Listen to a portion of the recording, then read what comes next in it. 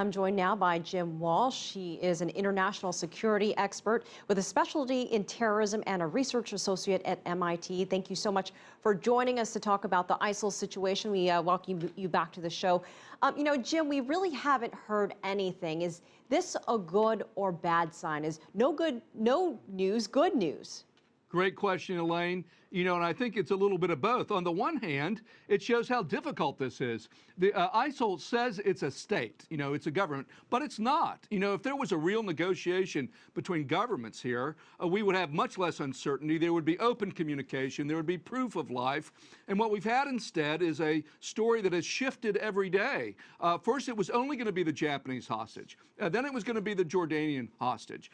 Then we've had 2 or more deadline slips. So I think it's very difficult. But to your question, each day that passes in which none of these people are hurt or executed, I think you have to count that as a victory and hope that this is able to be worked out, but not worked out in a way that creates new incentives for more hostage taking.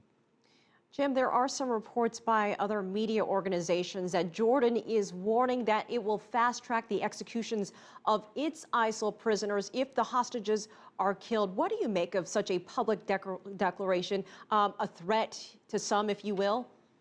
I saw those reports, and I like the way you underlined that they are reports. Those are not official government statements. On the one hand, it's a little disturbing. Imagine if the U.S. or the Chinese government says, unless you cooperate with us, we're going to execute people faster than we planned on doing it. That seems wrong. On the face of it, that seems wrong. But maybe that's just power politics in the Middle East, both carrot and stick being applied. But, without actually having official government confirmation of that, I think we have to wait on that. Let's be clear, the Jordanian government is in a pickle here. They've helped with the fight against ISIL.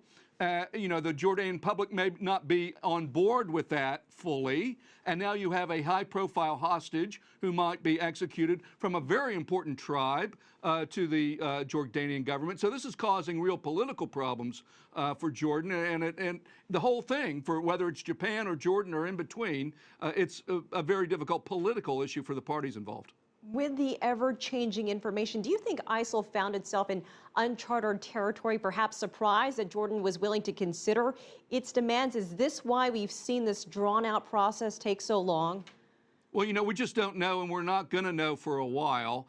There could be several explanations afoot here, right? So, again, ISIL's not a government. It's a collection of people. There is a tight leadership group, but is this a function of the fact that the leadership group can't make up its mind, or that different parts of the organization are handling different aspects of this? So you've got sort of different factions that are involved, or maybe they have an evolving strategy. They might actually have decided that, well, the longer this goes on and the more political problems it causes for Jordan, the better off they are. So unfortunately, we have more theories than facts. Any of these explanations is possible, but we don't have enough facts to be able to really pick apart and say what it is they're thinking, because they say one thing and they do another, so it's hard to figure out.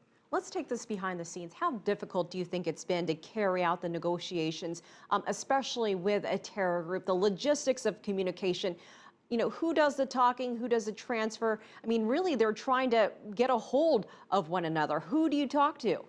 Exactly. It's not like you can pick up a phone and call, ISIL's foreign minister and have a conversation. You don't know really who you're dealing with. Often you're dealing with intermediaries, and so rather than directly with the group, so you don't know what the intermediary, whether they're being led astray or being told the truth. And then when you ask for things, in this case proof of life, and then they go undelivered, or there are deadlines that pass, I think it's very hard for the negotiators to be doing this. I mean, to negotiate, you have to have confidence that your negotiating partner is going to follow through on its words and with actions. And I think that's just very difficult with terrorists, and particularly ISIL, which has shown tremendous barbarity and tremendous willingness to violate almost any rule it wants to. So that makes it even more difficult, makes a difficult situation even more difficult.